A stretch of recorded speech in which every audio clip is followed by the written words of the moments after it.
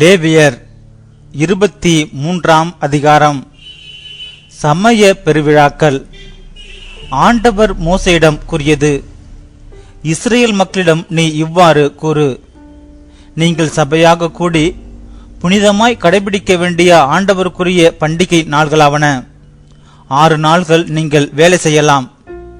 7ஆம் நாளோ முழுமையாக ஓய்வெடுக்கும் நாள், புனித சபை கூடும் நாள். அன்று நீங்கள் ஒரு வேலையும் செய்ய வேண்டாம்.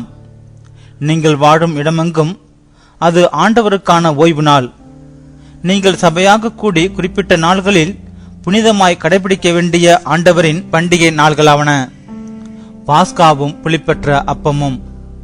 முதல் மாதம் 14ஆம் நாள் மாலையில் ஆண்டவருக்கான பாஸ்கா.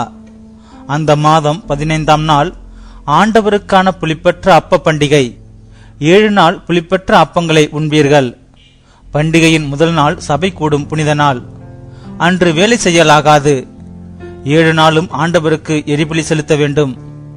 7ஆம் நாள் சபை கூடும் புனித நாள். அன்று வேலை செய்யலாகாது. ஆண்டவர் மூசையிடம் கூறியது: இஸ்ரேல் மக்களிடம் நீ சொல்ல வேண்டியது: நான் உங்களுக்கு கொடுக்கும் நாட்டில் நீங்கள் வந்து அறுவடை செய்யும் போது அறுவடையின் முதல் விளைச்சலான ஒரு கதிர்கட்டினை குறியிடம் கொண்டு வர வேண்டும்.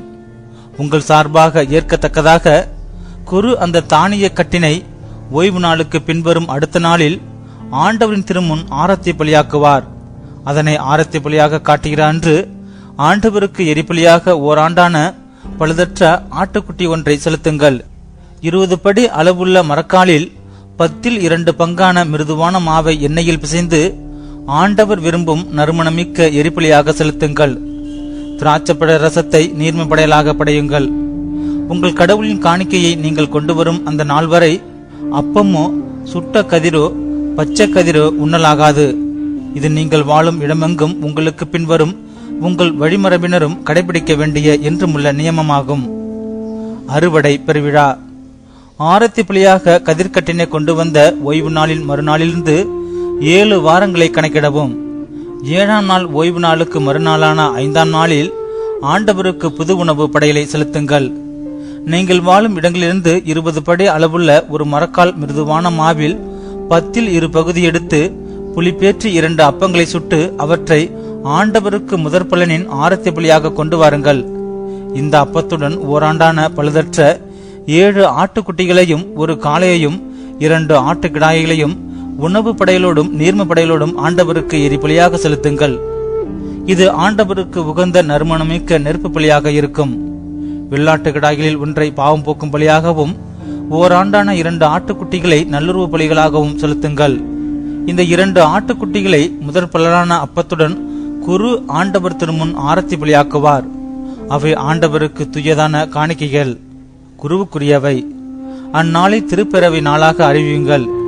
எத்தகைய வேலையும் அன்று செய்யலாகாது. இது நீங்கள் வாழும் இடமெங்கும் உங்கள் தலைமுறை தோறும் கடைபிடிக்க வேண்டிய என்றுமுள்ள நியமமாகும். உங்கள் நாட்டில் நீங்கள் அறுவடை செய்யும் போது உங்கள் வயலோரத்தில் இருப்பதை முற்றிலும் அறுத்துவிடாமல் சிந்தி கிடக்கும் கதிர்களை பொறுக்காமலும் இருங்கள்.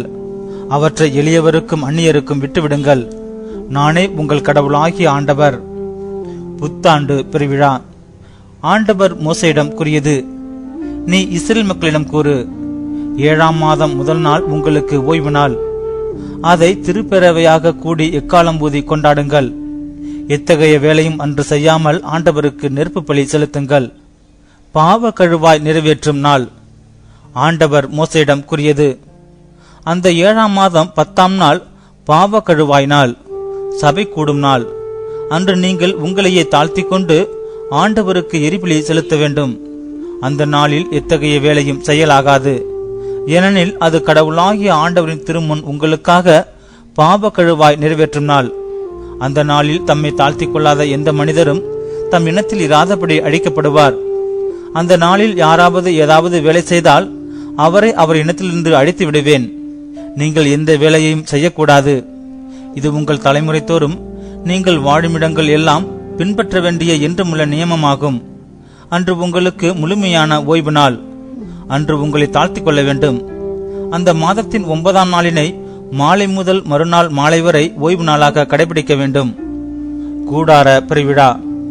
ஆண்டவர் மோசேயிடம் கூறியது: நீ இஸ்ரேல் மக்களிடம் கூற வேண்டியது: 7ஆம் மாதம் 15ஆம் நாளன்று ஆண்டவரின் கூடார பெருவிழா தொடங்குகின்றது. அது 7 நாட்கள் தொடரும். முதல் நாள் திருப்பேரவை கூடும் நாள். அன்று எத்தகைய வேலையும் செய்ய வேண்டாம். 7 நாள்களும் ஆண்டவருக்கு நெருப்பு பலி செலுத்துங்கள். 8ஆம் நாளன்று திருப்பேரவை கூடும். அன்றும் ஆண்டவருக்கு நெருப்பு பலி செலுத்துங்கள். அது நிறைவு நாள். அன்று எத்தகைய வேலையும் செய்யலாகாது.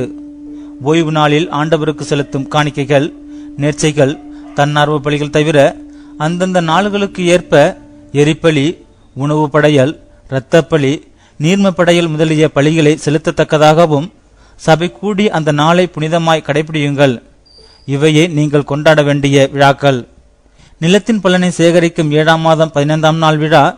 அது 7 நாளளவு கொண்டாடப்பட வேண்டும். முதல் நாளும் 8ஆம் நாளும் ஓய்வு நாள்கள். முதல் நாள் கவர்ச்சிகரமான மரங்களின் பழங்களையும், பேரிச்சை ஓலை மற்றும் கொழுமையான தளிர்களையும் அலரி இலைகளையும் கொண்டு வந்து ஆண்டவருக்கு முன் மகிழ்ந்திருங்கள். ஆண்டுதோறும் 7 நாளளவு இப்பெருவிழா கொண்டாடப்பட வேண்டும். 7ஆம் மாதத்தில் அது கொண்டாடப்பட வேண்டும். இது நீங்கள் தலைமுறை தோறும் கடைபிடிக்க வேண்டிய என்றுமுள்ள நியமமாகும். 7 நாள் கூடாரங்களில் குடியிருங்கள். இஸ்ரேலில் பிறந்த யாவரும் அவ்வாறே கூடாரங்களில் குடியிருக்க வேண்டும்.